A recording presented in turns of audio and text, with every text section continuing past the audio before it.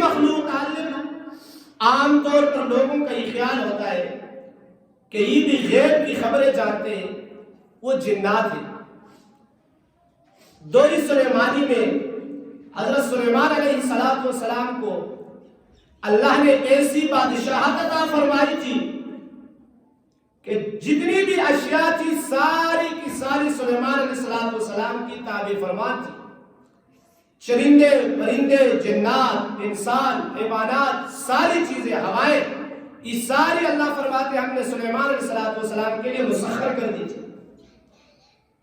بیت المقدس کی تعمیر کا کچھ کام باقی تھا اور حضرت سلیمان علیہ السلام جنات سے مشکل کام لیا کرتے تھے. بیت المقدس کی تعمیر پر ان کو لگا دیا کہ آپ اس تعمیر کو پورا کرنا ہے اور خود اپنے عبادت خانے کے اندر چلے گئے. تفسیر کے اندر لکھا وہ شیشے سے بنا ہوا تھا. اندر سلیمان علیہ السلام اپنی لاٹھی کا سہارا لے کے یوں عبادت میں مشغول ہو گئے تھے اور اندر سے باہر جو ہے وہ جنات جس کام میں لگے تھے ان کو دیکھ رہے تھے. اب جنات باہر سے یہ خیال کر رہے کہ سلیمان علیہ السلام اندر سے ہمیں دیکھ رہے اور ڈر کی وجہ سے اس کام کے اندر لگے رہے تعمیر میں لگے رہے. اب اللہ تبارک و تعالیٰ فرماتے ہیں کہ اسی حالات میں ہم نے سلیمان علیہ السلام کی روح پرواز کر دی. آپ یوں لاٹھی کے سہارے کھڑے. اب فرشتوں کو باہر سے نظر آ رہے کہ زندہ ہے، ان کے پاس غیب کا علم نہیں اور کام میں لگے رہے یہاں تک کہ تعمیر سے بھی فارغ ہو گئے. جب سلیمان علیہ السلام کا تقریباً تفسیر کے اندر لکھا ہے کہ 1 سال اس طرح گزر گیا اور اسی لاٹھی کے سہارے کھڑے رہے.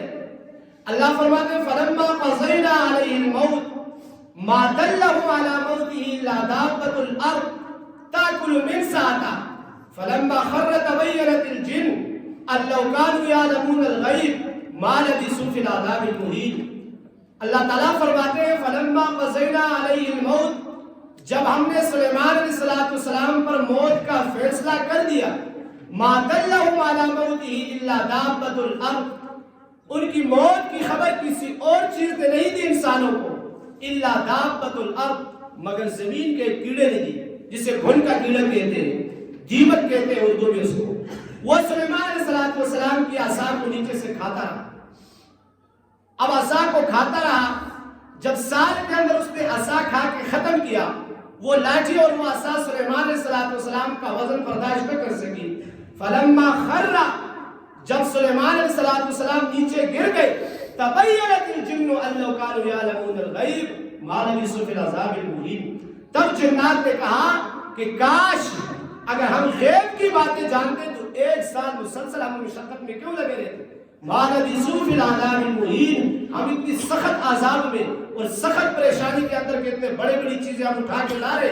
ہم تو سمجھ رہے کہ سلیمان علیہ السلام زندہ ہے، اندر سے ہماری نگرانی کر رہے اور حقیقت میں وہ مر چکے ہیں.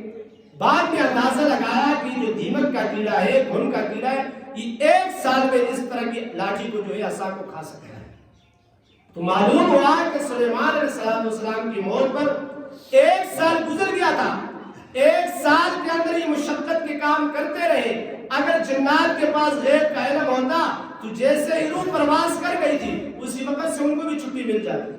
وہ تو سلیمان علیہ السلام کے ڈر سے سارا کچھ کر رہے تھے اور نبی کی طاقت اتنی طاقت تھی کہ ان کو یہ بھی برداشت نہیں ہو سکتا تھا کہ ہم اندر جا کے دیکھیں تو صحیح کتنا عرصہ ہو گیا حرکت نہیں کر رہے. طاقت اور روح اتنا زیادہ تھا سلیمان علیہ السلام کا کہ وہ قریب نہیں آ سکتے تھے. لیکن 1 سال مسلسل وہ کام میں لگے رہے.